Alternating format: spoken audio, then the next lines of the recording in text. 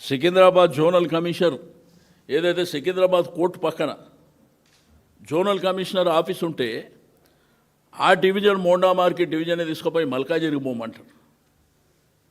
అంటే సికింద్రాబాద్ ప్రజలు మల్కాజిగిరికి పోవాలి, లేకపోతే సైబరాబాద్ పోవాలి, బేగంపేట పోయి మల్కాజిగిరి పోవాలంట. ఇది విచిత్రమైనటువంటిది డీలిమిటేషన్ ప్రక్రియ. మీకు 111 జీవో సవరించకుంటేనే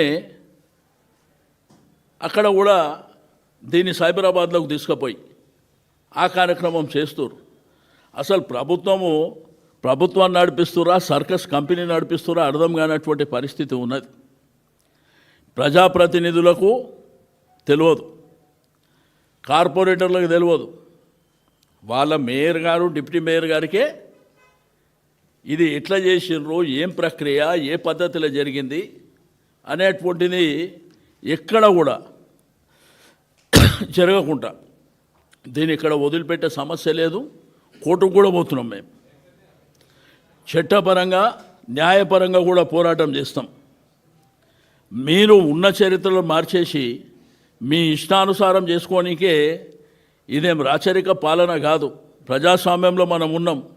నిన్న కూడా అసెంబ్లీలో మీరు చూసారు, అసెంబ్లీ నడిపించే విధానం. 6 సార్లు శాసనసభ్యుని, మా వాళ్ళు 3 సార్లు ఉన్నారు.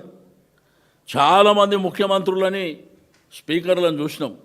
మన స్పీకర్ గారు లెఫ్ట్ సైడ్ ముఖమే పెట్టాడు.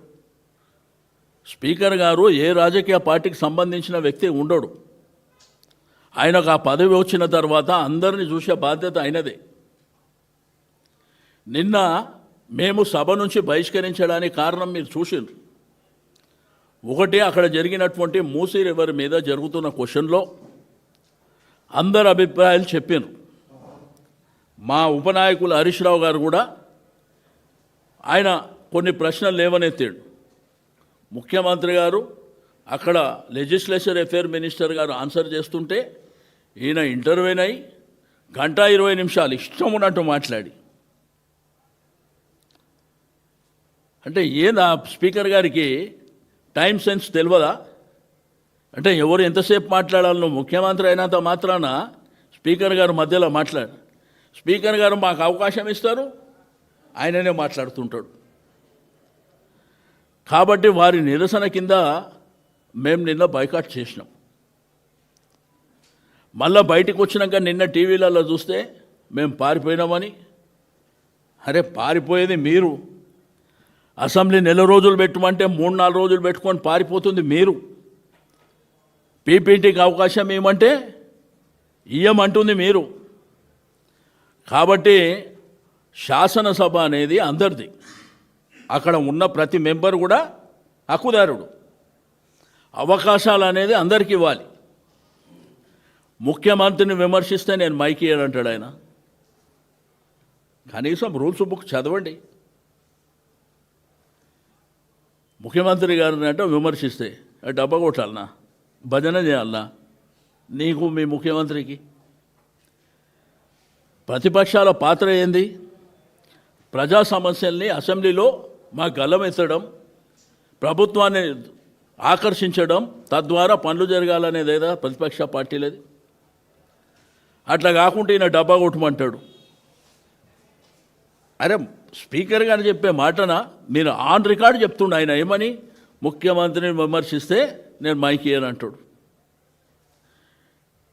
నీకు కూడా స్పీకర్ గారికి కూడా కొన్ని రూల్స్ రెగ్యులేషన్స్ ఉంటాయి దాంట్లో. కాబట్టి మాకు మైక్ ఇచ్చే అవకాశం లేదు. మాకు మైక్ ఇచ్చినా ఆయనే మాట్లాడుతుండు మధ్యలో. కాబట్టి రెండోది చీఫ్ విప్పులు వాళ్ళ బాధ్యత ఏందండి? ప్రభుత్వానికి ప్రతిపక్షాలను సమన్వయం చేయడం వాళ్ళ బాధ్యత. వాళ్ళ బాధ్యతలు లేనేలేరు.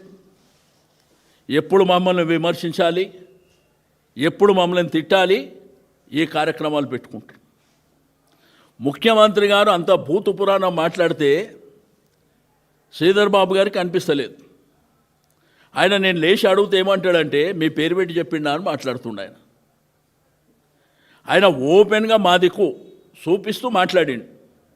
మిమ్మల్ని తీసుకుపోయి అనంతగిరి హాస్పిటల్లో జాయిన్ చేయాలని చెప్పి మా వైపు చూపించి మాట్లాడండి.